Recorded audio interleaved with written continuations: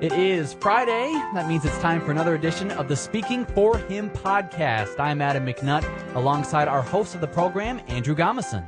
Well, Adam, it's great to be with you again on another Friday, and it's great to have another wonderful interview for the podcast today. I have the privilege of welcoming in some friends of mine. The Zuidemas. Ana Zuidema is here with her mother, and we're very happy to have them with us. And I just have been really impressed by their family in my interactions with them. And then to hear that Ana has a new endeavor, new outreach that she's working on called Legless and Loving Life. So we're going to get into a little bit about what that's all about. Welcome to the show, Ana. Thank you. It's good to have you here, and we may have a couple questions for your mom toward the end of the podcast, but it's very good to have you here, and we're just going to get started. First of all, Ana, how old were you when you were adopted? I was almost 3. Almost 3, so you probably don't remember a whole lot about that. No, I don't. Can you tell me a little bit about your family? Let's see. I have, there's a total of 7 siblings. I have 1 sister and 5 brothers. My sister is in her 20s. I don't remember exactly. And she just graduated from college, and my youngest sibling is 2, and his name is Jaden. So it sounds like a pretty exciting household. I know I am the oldest of 11 children, and there's never a dull moment around our house. Of course, it is getting emptier and emptier, but it's fun when they all come back for holidays and such. So let's get started with our questions here. Ana, tell us how you met Jesus, because here at Speaking for Him, the biggest thing we want to do is to talk about having a personal relationship with Jesus Christ and how that makes life better and how that encourages us to live the best life possible. So Ana, could you tell us a little bit about how you came to know Christ? Yeah. I was adopted into an American Christian family, and I growing up hearing, praying, and hearing stories about Jesus, which eventually led me to accepting him as my personal savior at around 7 or 8.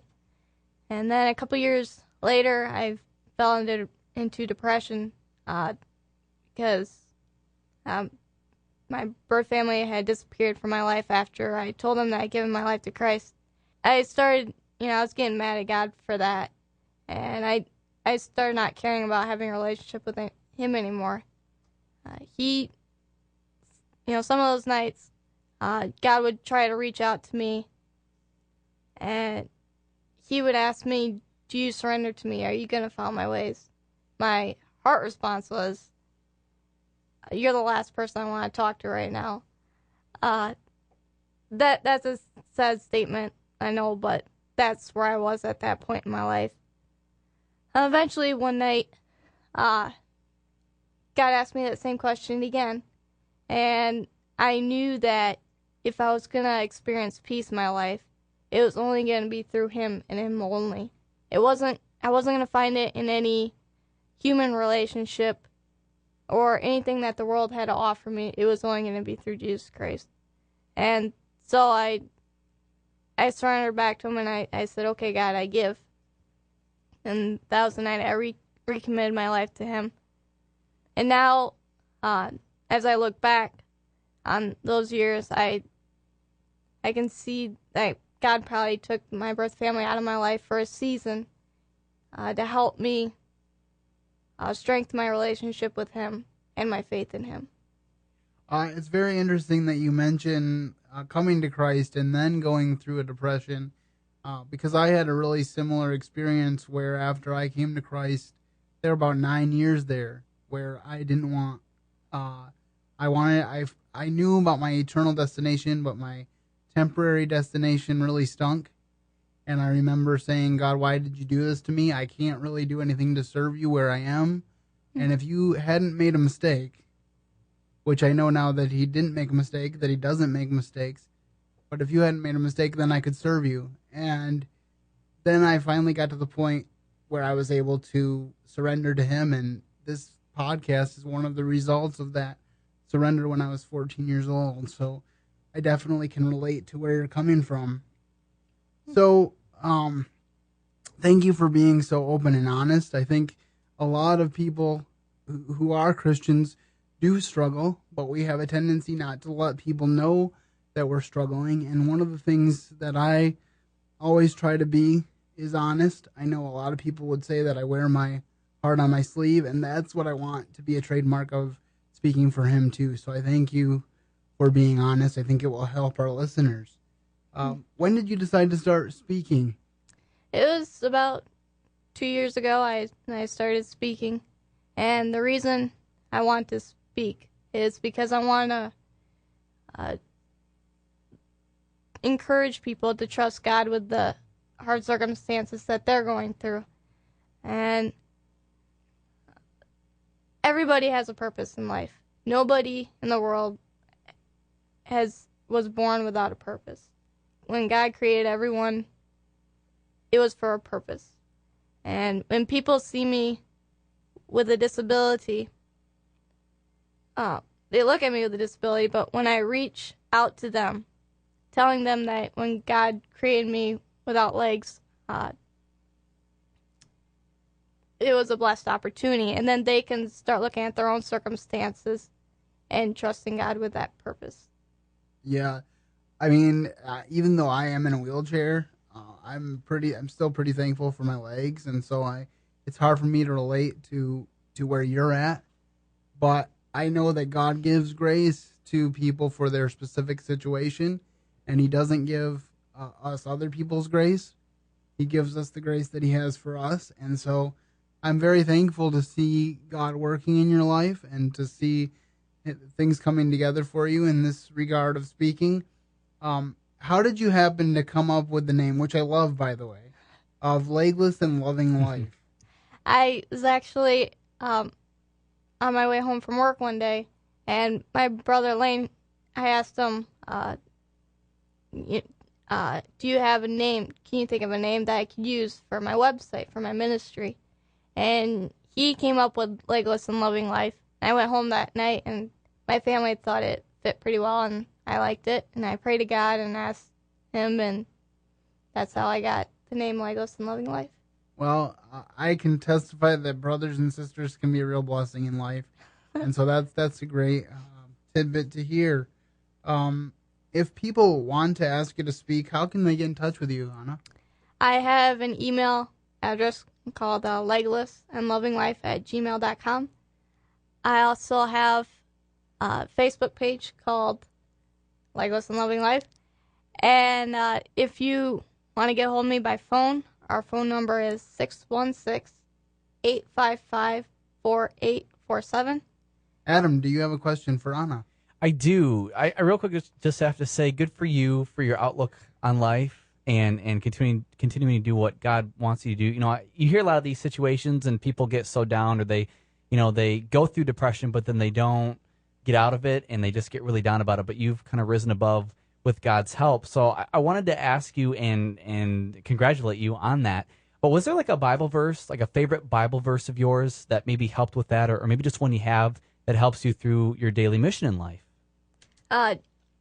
James 1:12 is actually a good one. It says, "Blessed is the man who perseveres under trial, because when he has stood the test, he will receive the crown of life that God has promised to those who love Him." And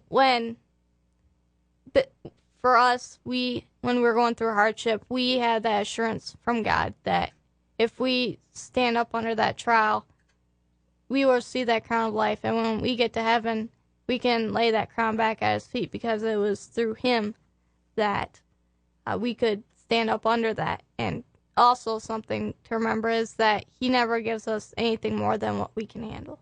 That's true.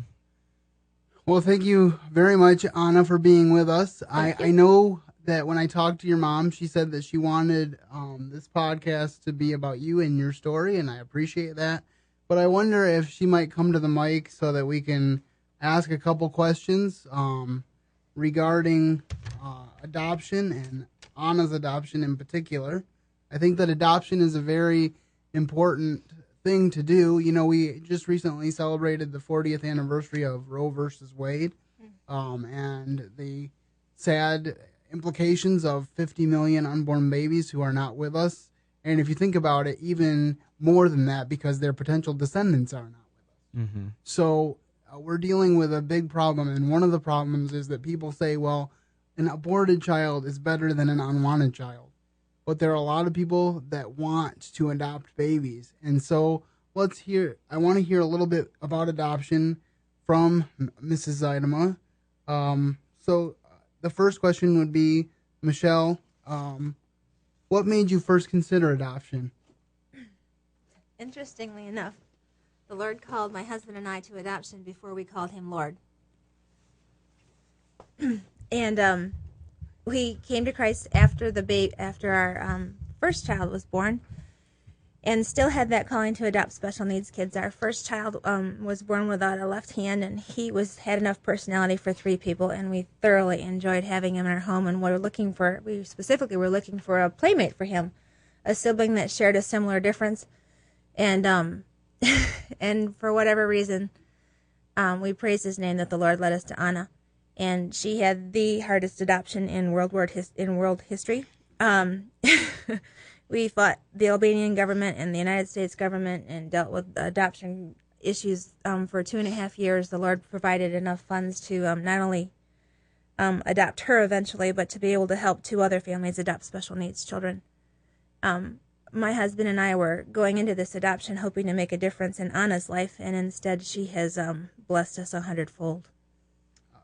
Well, you already touched on this, but if you could elaborate a little bit more on Ana's adoption and just some of the lessons God's taught you through being a mom to this very special girl. I tend to be a very strong-willed, independent kind of person. Want to be my own God. And the Lord showed me very clearly who is God when we were trying to adopt Ana. We did every shenanigan we could think of to try and raise funds for her adoption. We were looking at approximately $35,000 for her adoption, which seemed like an impossible amount of money. And we did, you name it, we did it, every kind of fundraiser you can imagine.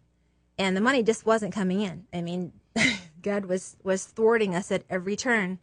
And after 2 years of this, I finally went to the mailbox one day and was met with only bills. And standing in the road at the mailbox, I just fell to my knees and cried, Lord, I can't do this anymore. There's nothing I can do. And was walking back to the door, and my son runs down the stairways. We're on the front page of the Grand Rapids Press, and the phone started ringing, and it rang for 2 solid days with people wanting to help us to adopt Ana. As I mentioned before, he gave us more than enough money to adopt her. He was just waiting for us to let him be God. And when we adopted Ana, we wanted her to realize that he did not curse her. She had been born into a Muslim country where birth defects were considered a curse by God. And we wanted her to understand that he loves her and that he is a merciful, providing God, that he did not just bring her into this world and abandon her, that he would be with her. And, she has taught us so much about just how faithful and how provisional God is. Through the faith journey that she has been on, our faith has been strengthened. We have come to realize that truly he didn't make any mistakes when he made Ana, that he created her with that special plan and purpose perfectly according to his will, that he gave her a beautiful, precious opportunity to glorify him because she doesn't have legs. He not only saved Ana through her not having legs, because we probably wouldn't have adopted her if she didn't have special needs.